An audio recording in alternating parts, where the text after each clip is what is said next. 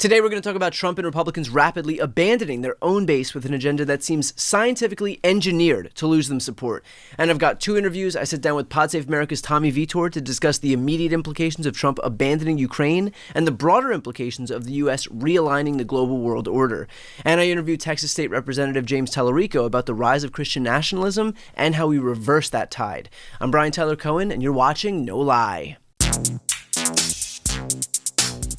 So you've obviously all seen the Oval Office fight this past week where Trump and J.D. Vance handed a gift to Vladimir Putin in the form of a shouting match with Ukrainian President Zelensky, ultimately culminating into Zelensky getting thrown out of the White House, peace talks called off, and a virtual assurance to Russia that American aid to Ukraine is no longer on the table.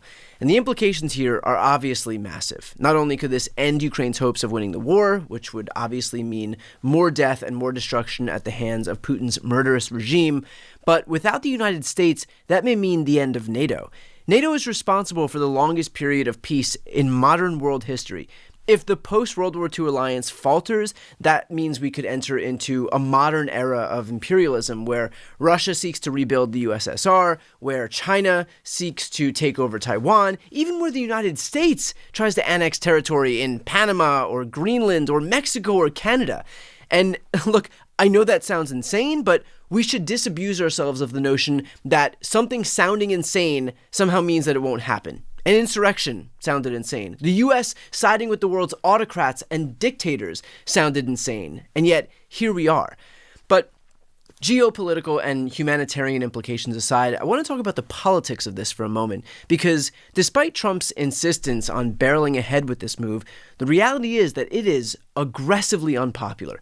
Let's consider a poll done by Republican firm 1892 Polling. This is a poll of Republican voters, a poll where among the respondents, 83% had a favorable opinion of Trump. So this isn't a room full of MSNBC viewers, right? These are Republicans, more than 8 in 10 of whom like Trump. In that poll, 69% said they agreed that Russia is the aggressor. 60% said they would support continued weapons assistance to Ukraine under certain circumstances, and 71% said that they're more likely to support aid for Ukraine when they were told that Russia has kidnapped more than 19,000 Ukrainian children. And those are the Republicans. Obviously, the Democrats are much more sympathetic to Ukraine and much more hostile to Russia, meaning that Trump has not only undermined the global world order to position the U.S. with autocrats and dictators like Putin and Xi and Kim Jong-un and Erdogan, but he's done so in stark opposition to even his own base, which raises the question here, does it matter? I mean, Trump's a lame duck, or at least he is until he tries to change the Constitution to run again, but right now he's a lame duck, and so who cares if he does unpopular stuff, right? Well, I should remind you that Trump demands total fealty from his party, meaning it's not just him who's doing the unpopular stuff. He's forcing his party to get on board with the unpopular stuff too. Meaning these people on the right, who, to be clear, know full well what all of this means, are left defending the indefensible in moments like this one. Here's Democratic Senator Mark Kelly questioning Trump's Deputy Secretary of Defense nominee, Stephen Feinberg. Mr. Feinberg, did Russia invade Ukraine? Well, going to my behind closed doors statement a second ago, I'll just say this. They moved tanks and troops and armored personnel carriers across the Ukrainian border. It's a pretty simple question. Yeah. Well, here's how, if I may, I'd like to If say, you would ask the chairman of this committee if Russia invaded Ukraine, I'm pretty sure, the Republican chairman, I'm pretty sure I would know the answer. Like, we are now at the point where no one in the GOP is allowed to even acknowledge objective reality regarding the fact that Russia invaded Ukraine. This isn't partisan. It is a clear as day fact that on February 24th, 2022, Russia invaded Ukraine. I know because I interviewed President Biden the next day, February 25th, 2022, and I was actually beyond certain while I was packing that the interview was going to get canceled because this was the first time that a land war broke out in Europe in like 70-something years. And somehow it didn't get canceled, which thank God. But the fact is that Republicans can't even bring themselves to acknowledge objective reality. Reality no less real than saying 2 + 2 is 4. And that is a testament to the fact that they are going to be saddled with the same baggage as Trump is, only unlike him, they are running for re-election. meaning his insistence on total fealty from his conference means that everybody gets covered with the same stink from his unpopular policies.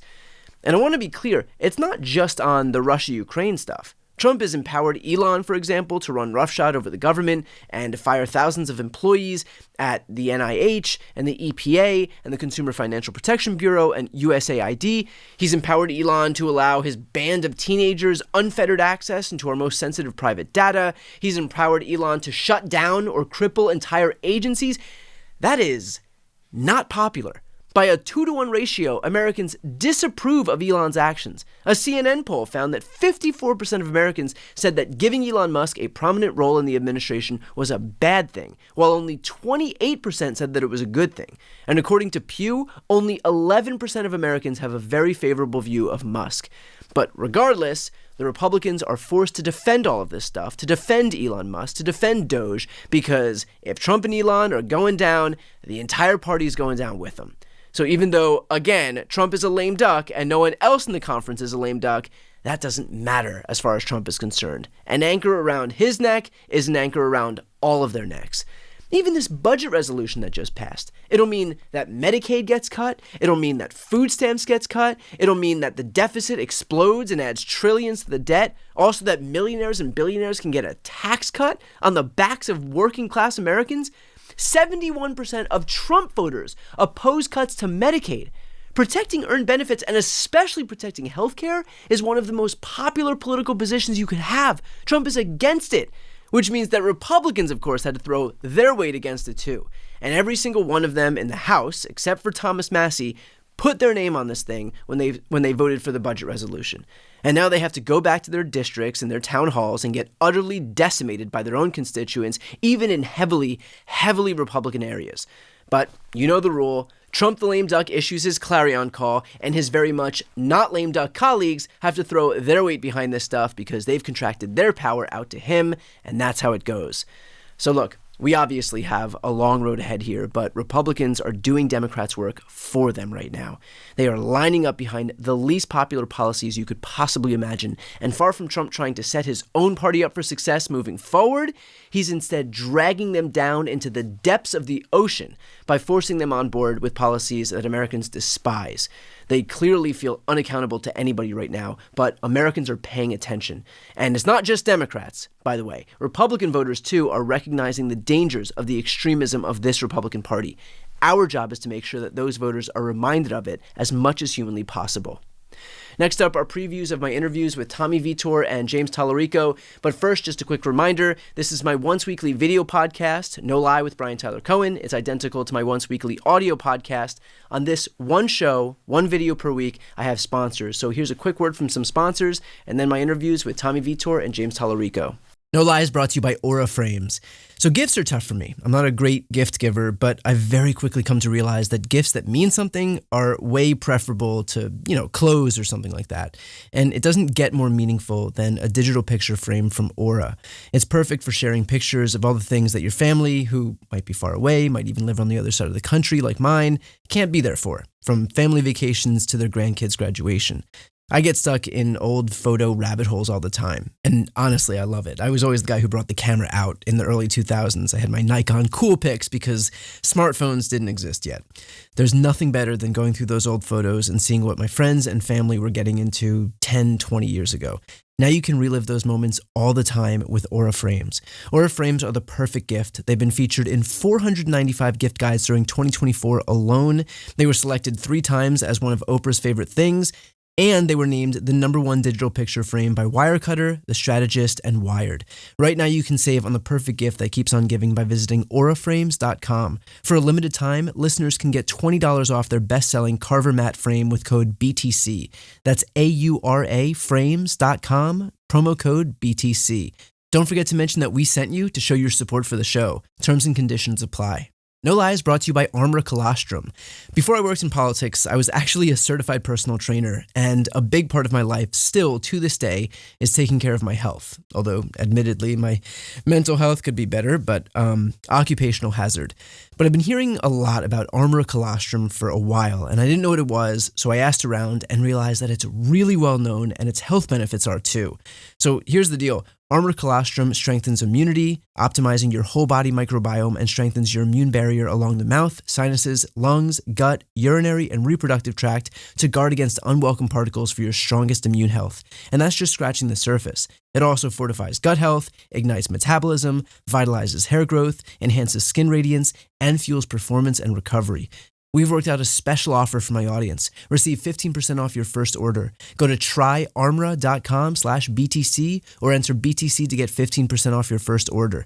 That's tryarmra.com/BTC. For the immediate future right now, as far as Ukraine is concerned and its effort to cast aside this Russian onslaught, what does this mean for Ukraine? Yeah, I mean, Vladimir Putin's having a good day. Ben Rhodes and I just recorded an episode for YouTube, for the Pod Save the World YouTube, and we were debating whether this was the worst meeting we've ever seen or heard of in, like, American history. I mean, there have probably been some awful conversations that happened in the Oval Office behind closed doors, but I can never remember the President of the United States and a foreign leader going at it like this in front of the cameras. It was just a disaster for Zelensky and a disaster for the people of Ukraine. So the U.S. and Ukraine were supposed to sign some sort of agreement today about working together to get rare earth minerals out of Ukraine. That's obviously off the table. But the bigger picture goal for Zelensky in this visit was to get some sort of reassurance from the United States that we have their back still. And it's hard to watch Trump's behavior in that meeting, his mocking of Zelensky when he talked about not wanting a ceasefire with Putin because Putin was going to break it, the screaming from J.D. Vance. I mean, Zelensky must walk out of the Oval today feeling like he's just lost his most important ally, and I'm not sure he knows how to get them back. Was there any world in which this didn't end this way? And I ask that because it feels like this is what they had intended on doing regardless. Yeah. I mean, it's not like this just devolves into this just because that's how events unfold. I mean, this was clearly, at least in my opinion, premeditated. Things can't devolve that quickly unless you had intended on them devolving that quickly. Yeah, I mean, I had the same impression you did, Brian. I think that Trump and J.D. Vance wanted to put on a show for the cameras and for a domestic political audience. J.D. Vance kind of gave up the game. I don't know if you noticed when he started complaining about Zelensky going to Pennsylvania in October, and he accused him of making a partisan campaign stop for the opposition. So it's pretty clear that was what J.D. Vance was mad about. I will say, I do think Zelensky is in an impossible situation. This man has been through hell. He is exhausted. He is fried. He is trying to save his country. But I do think he made a strategic error getting in that back and forth with J.D. Vance, challenging Vance, and spinning up Trump like that. Like, we know how Donald Trump is. He's a bully. He demands that you bow down before him and kiss the ring. And Zelensky just wasn't in the mood to do it. Tommy, are we in a world where even your usual insofar as we even have moderate Republicans anymore, but where now already we've seen these Republicans that tweeted earlier today, including Roger Wicker, delete tweets that cast Zelensky in a good light? Are we in a world where not just the elected officials are going to completely abandon any adherence to, like, democracy, but also the Republican base? I'm curious what you think about both of those factions, both elected officials, even those who maybe, as late as this morning might have been pro-democracy, pro-Ukraine, are now going to just kowtow to Trump because he sent the clarion call out, and what you think about the base more broadly. Yeah, I mean, unfortunately, it's been a slow but steady evolution towards just completely politicizing this whole issue. I mean, in the early days of this war, it was crystal clear to everyone that Russia was the aggressor, that they invaded a sovereign nation, that they tried to take out Zelensky a whole number of times. They tried to roll tanks into Kyiv. Like, this was black and white. There was an aggressor and someone who was invaded. Like, it was crystal clear. Over time, this issue has become partisan, and I'm not sure exactly why. I mean, there's sort of the weirdness of the Trump call to Zelensky leading to an impeachment inquiry. Clearly, that's something Trump is still pissed off about. Then there's the fact that, the war in Ukraine happened or the full-scale invasion happened on Joe Biden's watch. and Joe Biden made it really a feature of his messaging. And, he believes it to be one of his biggest accomplishments. And, of course, Donald Trump is going to attack that. But you're right. I mean, now this is just completely politicized. People like Marco Rubio, who are big supporters of Ukraine, are now sitting on that couch, shrinking into his seat, looking like his soul has left his body as he watches J.D. Vance shout down this democratically elected leader who just a couple days ago Donald Trump called a dictator. House Republicans just advanced a budget blueprint that would seek to cut Medicaid and food stamps. And of course, these are programs that benefit the disabled and the sick and the elderly and children. And so in light of the fact that, again, you're one of the few people who really is able to discuss this from the perspective of Christianity, can you speak on the hypocrisy of today's GOP, where they will use Christianity as a shield, more broadly speaking, but then on the specific issues where they can really kind of put their money where their mouth is and back up their words with actions, they're perfectly content to do things that really stand in stark contrast to the very religion that they hide behind? Yeah, there are so many self-proclaimed Christians serving in Congress. They're supposed to be feeding the hungry, but they're cutting food stamps. They're supposed to be healing the sick, but they're eliminating Medicaid. They're supposed to be serving the poor, but they're cutting taxes for billionaires. It's because they're not following Jesus, they're worshiping Donald Trump. So this is not just a political problem. This is a theological problem. This is a problem in the church that I'm a part of, the church that I love. And so that's why I try to spend as much time in churches as I spend in town halls or in settings like this, because we have to go to the root of the problem. And that is the heresy of Christian nationalism that is taking over my religion. And so how do you extricate Christian nationalism from Christian? And I know this is not a problem we're going to figure out in this podcast here. It's obviously a much broader problem, but what do you see as the solution, even if it's a long-term solution? Because I guess the encroachment of Christian nationalism has been there for a long time. It's obviously really pervasive, and it doesn't seem like it's retreating anytime soon. Yeah, this is something I think a lot about and spend a lot of my time working on. First, I think we should take a look in the mirror. And by we, I mean you and I and the people on this show, your listeners. We have ceded religion, we've ceded faith, we've ceded spirituality to the right wing. That started in the late 70s after Jimmy Carter was defeated into Ronald Reagan's presidency. And there was this marriage, this unholy alliance of the far right and Christian nationalists. We didn't necessarily have that term back then, but that's exactly what they were. We called it the religious right. But it is essentially people in power using religion to accumulate wealth and power for themselves. It's really nothing new. We've seen it throughout history. But in its current form, it really started in the late 70s. And that's partially on us as progressives because we allowed that to happen. We ceded the field to our opponents, and it's had disastrous consequences. I bet there are a lot of listeners to your show that love Jesus, that believe in the teachings of Jesus, and yet they have walked away from the church. They've walked away from religion. And they have allowed the other side to have a monopoly on faith. And so we've got to stop doing that. We have to start reclaiming this. So if you have viewers and listeners who consider themselves faithful, whether they're Christian or whether they belong to another tradition, and maybe they haven't been as active, I would encourage them to start showing up at your local church, start to reclaim these institutions and start redirecting them toward their original goal, which was loving our neighbors. And that's something that we can all support. And so that would be my first step, is for us to start fighting back, because nothing is going to change until we do that. To watch the full interviews with Tommy Vitor and James Tallarico, click the thumbnails right here on the screen or check out the interviews playlist on my YouTube channel. You can also click the link on the screen to listen to the audio version of this episode. And of course, to see more of my content, the subscribe button's on the screen as well.